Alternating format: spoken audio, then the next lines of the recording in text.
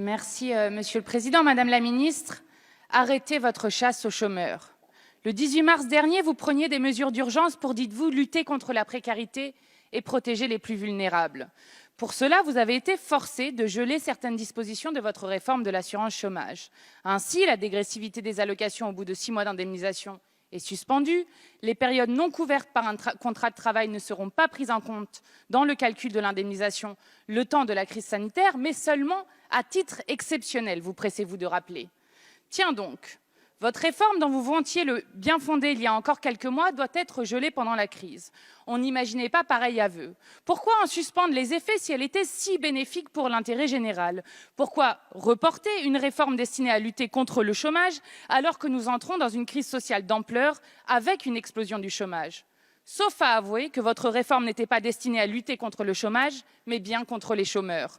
Vous allez me répondre que l'épidémie limite la reprise d'emploi. L'épidémie a bon dos. Épidémie ou non, notre pays souffrait déjà d'un mal dont vous taisiez le nom. Elle s'appelle la pénurie. Avant la crise, on comptait 300 000 offres d'emploi non pourvues. On peut discuter ce chiffre-là, mais je passerai dessus. Pour 6 millions de chômeurs. Mais vous restiez aveugle. C'était votre mensonge préféré pour vendre votre réforme crasse. Il suffit de traverser la rue pour retrouver un emploi. Mais bien sûr, il est plus facile de culpabiliser les chômeurs de ce pays, de les rendre responsables de leur situation, que d'admettre l'échec de votre politique. Et la situation va aller en s'aggravant. L'OFCE nous dit que le chômage pourrait toucher 500 000 personnes supplémentaires. Les entrées au chômage pour fin de mission d'intérim ont augmenté de 151% au début du confinement.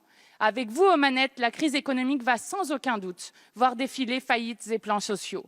Mais vous vous obstinez. Vous préférez reporter votre réforme plutôt que de l'abandonner. Le carnage pourra reprendre en septembre. La crise n'est pour vous qu'une parenthèse et vous maintenez donc votre taxe sur les chômeurs. Car c'est de cela dont il s'agit, votre seule ambition de départ étant de faire 4,5 milliards d'économies sur celles et ceux qui sont privés d'emploi.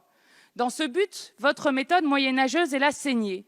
Les périodes d'inactivité seront prises en compte dans le calcul de l'indemnisation. En conséquence, vous baissez les allocations de 650 000 chômeurs, vous durcissez les conditions d'ouverture de droits.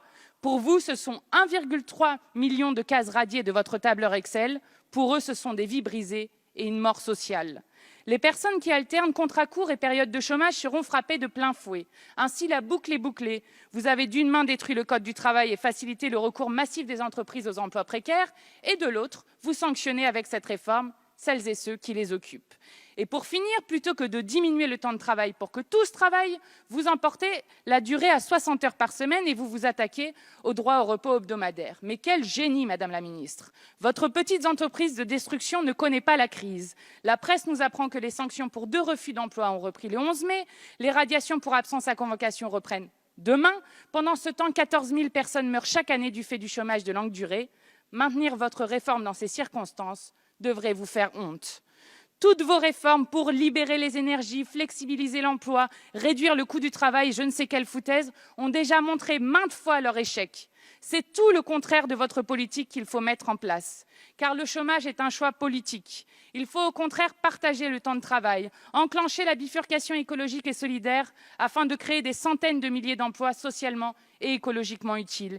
Il faut garantir un emploi digne à toutes et tous. C'est une impérieuse nécessité dans cette crise sanitaire qui voit déjà le nombre de chômeurs exploser.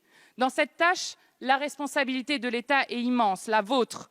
Pour éradiquer le chômage de masse, nous devons faire de l'État l'employeur en dernier ressort des personnes privées d'emploi. C'est la condition pour mettre en œuvre le droit à l'emploi consacré dans la Déclaration des droits de l'homme et du citoyen. Nous sommes de ce camp-là. Vous prenez des solutions du passé. Il y a déjà près de 30 ans, André Gortz écrivait « Une perspective nouvelle s'ouvre ainsi à nous, la construction d'une civilisation du temps libéré. » Mais au lieu d'y voir une tâche exaltante, nos sociétés tournent le dos à cette perspective et présentent la libération du temps comme une calamité. Au lieu de se demander comment faire pour qu'à l'avenir, tout le monde puisse travailler, beaucoup moins, beaucoup mieux, tout en recevant sa part de richesse socialement construite, les dirigeants, dans leur immense majorité, se demandent comment faire pour que le système consomme davantage de travail, comment faire pour que les immenses quantités de travail économisées dans la production puissent être gaspillées dans des petits boulots dont la principale fonction est d'occuper les gens. Le temps presse, vous nous en avez fait perdre tant, abandonnez cette réforme de l'assurance chômage mortifère, arrêtez votre chasse aux chômeurs, vous et vos vieilles recettes, Madame la Ministre, avez fait votre temps.